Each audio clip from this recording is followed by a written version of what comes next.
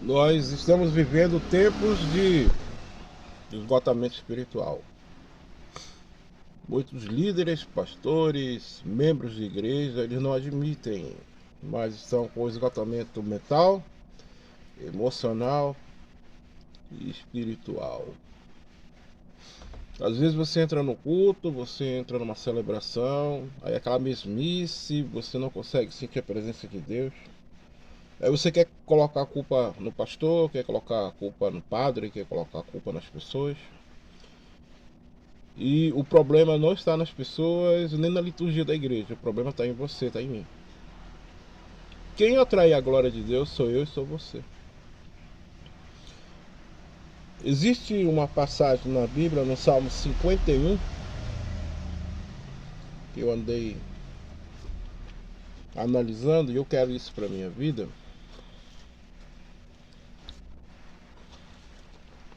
O rei Davi fala bem assim: cria em mim um coração puro, ó Deus, e renova dentro de mim um espírito estável.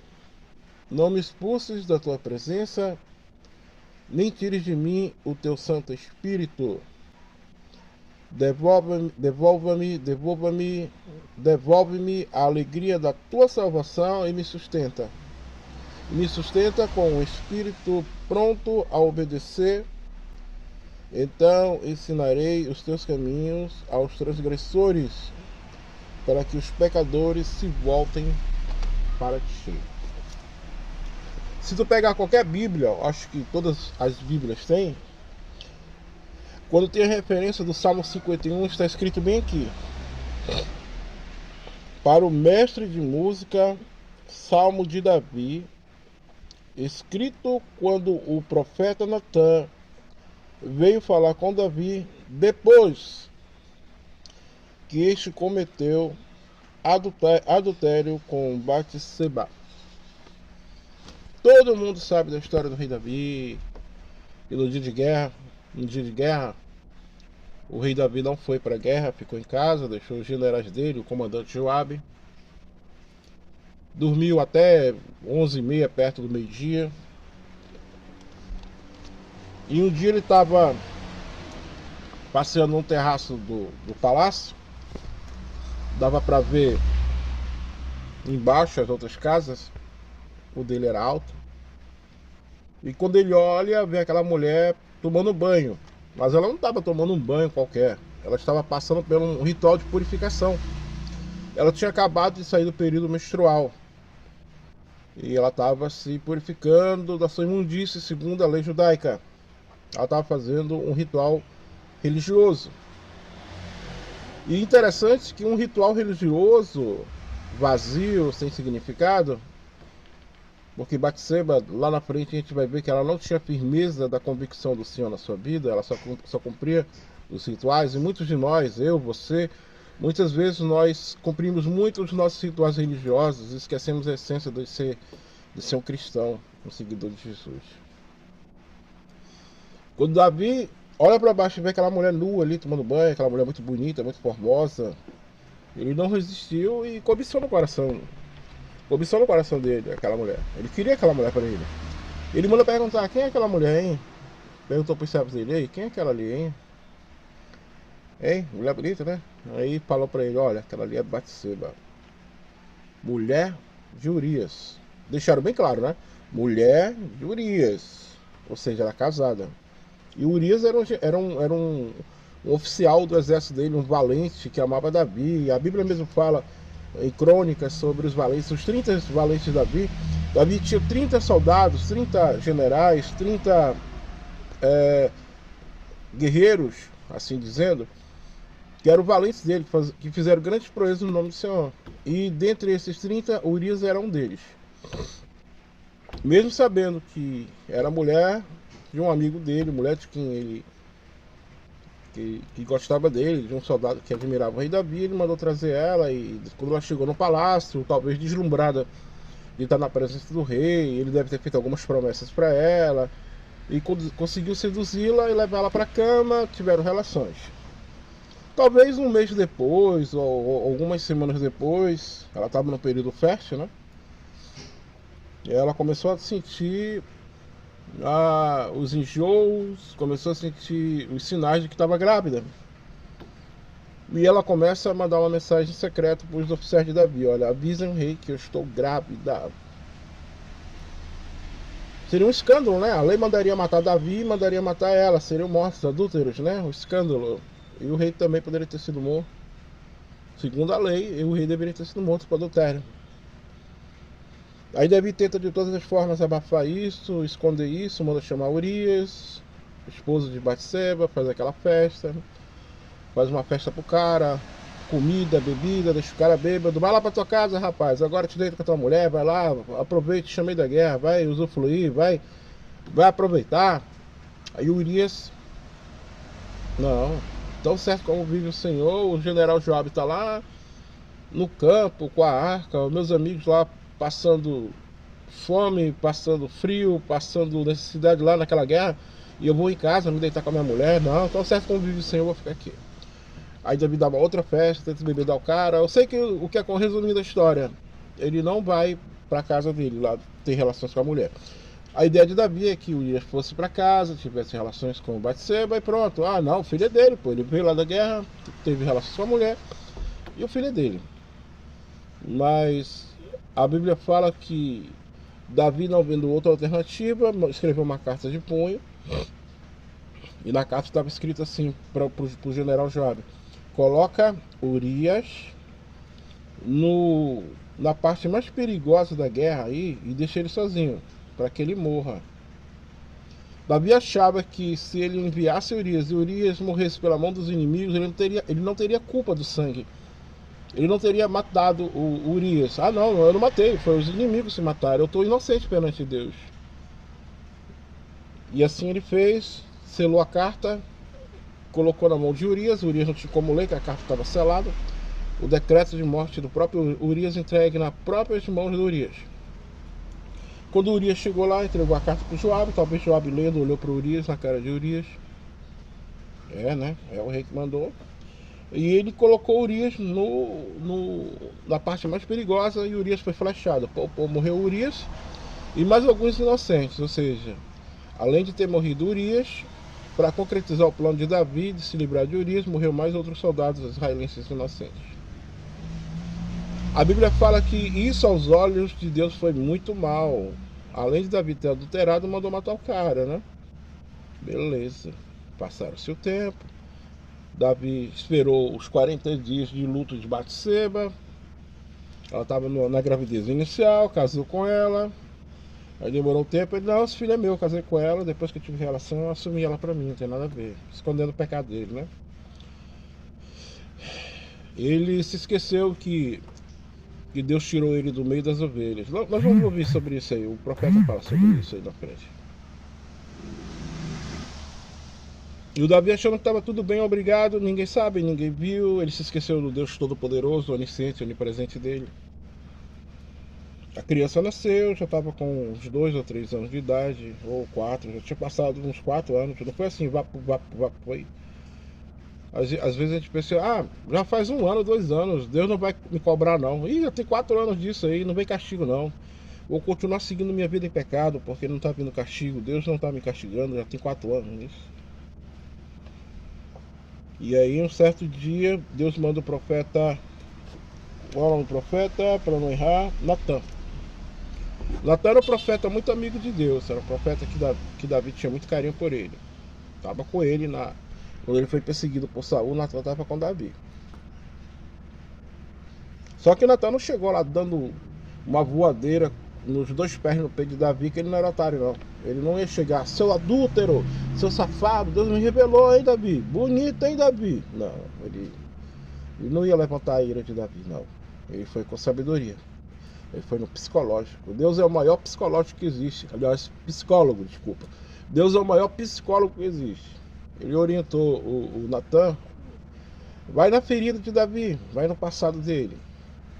Aí deu a estratégia para Natan. Quando ele chegou: salve, rei! Aí Davi: salve, Natan, o que você manda? Diga aí, homem de Deus. Fala, homem de Deus. Fala, vaso de abraço. Ô terra, fala. Tá bom? Meu rei, O que o senhor acha? Um homem muito rico, dono de muitas ovelhas, muitos bois, muito rico. Chegou um visitante na casa dele, um hóspede. Ele tinha um vizinho que era muito pobre, que só tinha uma ovelhinha. Ele criou essa ovelha desde bebezinha, comia no peito dele, assim. Ele amamentava no colo dele, ele colocava uma mamadeira e dava de mamar para essa ovelha. Cuidava dela como uma filha. E essa ovelha cresceu, ficou bonita. E aí veio esse vizinho rico, quando teve um hóspede na casa dele, ele não teve coragem de matar nenhuma ovelha dele. Foi lá, pegou a ovelha desse vizinho pobre, matou, cozinhou e deu pro viajante. O que se deve fazer com esse homem? Aí Davi se levantou do trono irado. Quem é esse homem? Mandem matar esse homem. Ele tem que restituir 4 vezes o que ele fez, porque isso não se faz. Naquele momento Davi se lembrou, voltou no passado, quando ele era pastor de ovelhas, quando ele estava no meio das ovelhas, quando ele fedia a ovelha, quando ele estava lá com as ovelhinhas dele vinham beijar ele, quando ele lutou com o urso, quando ele lutou com o leão por causa das ovelhas. Ele se lembrou. Foi no passado humilde dele. Ele nem se tocou que ele decretou a própria sentença dele. E aí Davi, aliás o Natan fala, esse homem é o Senhor.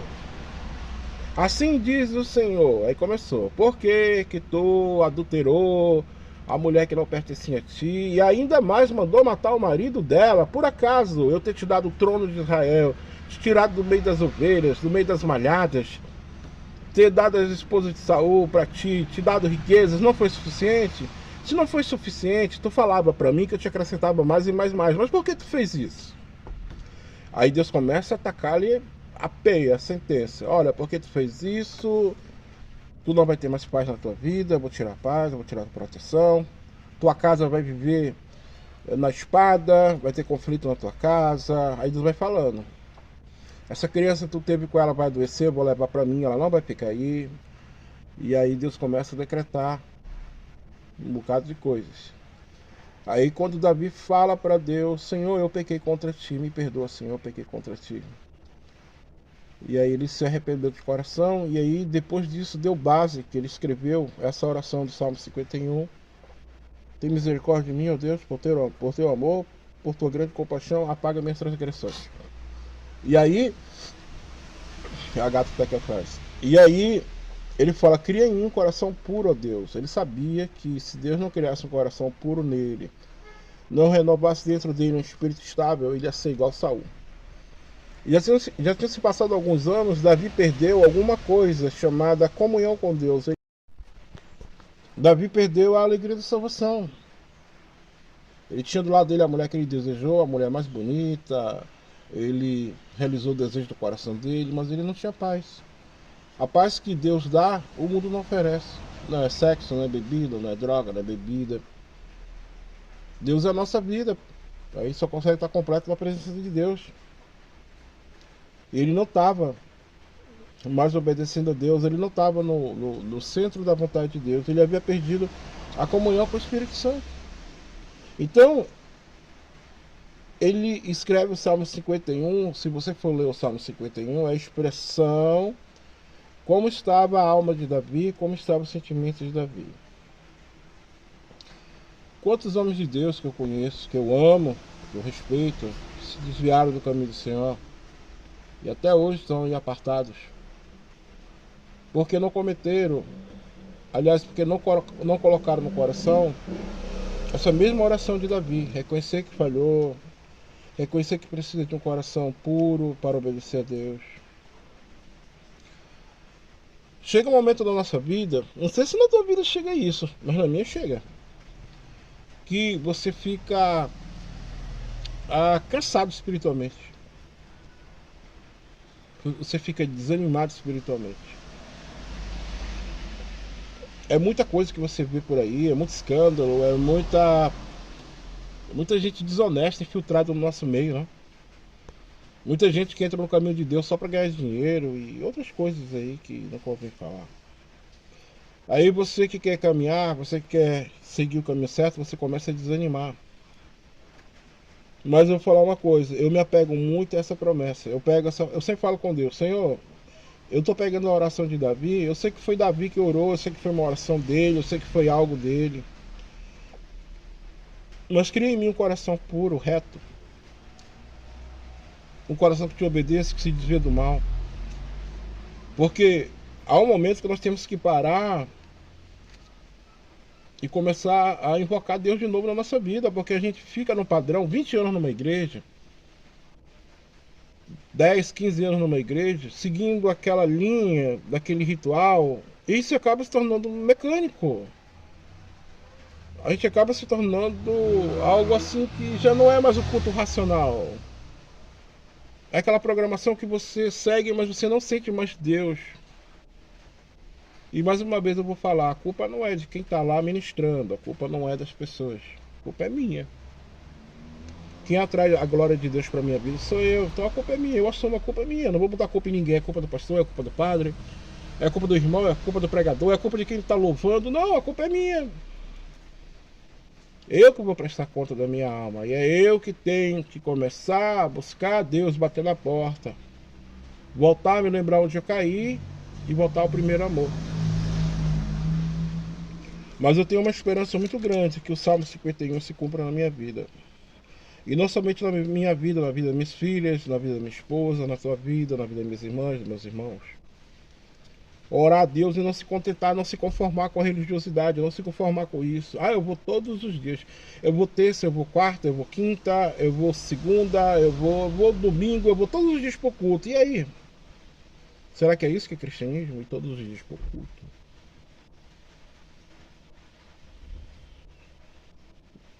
A vida das pessoas está mudando. Será que eu estou conseguindo ser um referencial para minhas filhas? Do que adianta todo mundo aí de fora falar, o Evandro é um homem de Deus, e as minhas filhas não achar que eu sou um homem de Deus, ou minha esposa não achar que eu sou um homem de Deus? A maior prova que você é um homem de Deus é quando tuas filhas, sem saber, ou por aí fala, meu pai é um homem de Deus. Ou a tua esposa, meu esposo é um homem de Deus. Ou tuas irmãs e irmãos, o meu irmão é um homem de Deus. Eu quero chegar nesse nível aí, entendeu? Sou falho, mas eu quero poder realmente atrair a glória de Deus, a vida de Deus, a presença do Espírito Santo na minha vida. Eu quero poder atrair a presença do Espírito Santo de Deus na minha vida. Deus abençoe vocês. E para quem não conhece o Salmo 51, é um salmo muito bonito, porque ele mostra a realidade de um homem que realmente, por um prazer, quase perdeu a salvação dele. Ele soube disso. Ele viu isso. Davi viu o quão terrível é ficar apartado da presença de Deus. Perder a salvação, perder a graça, perder a paz.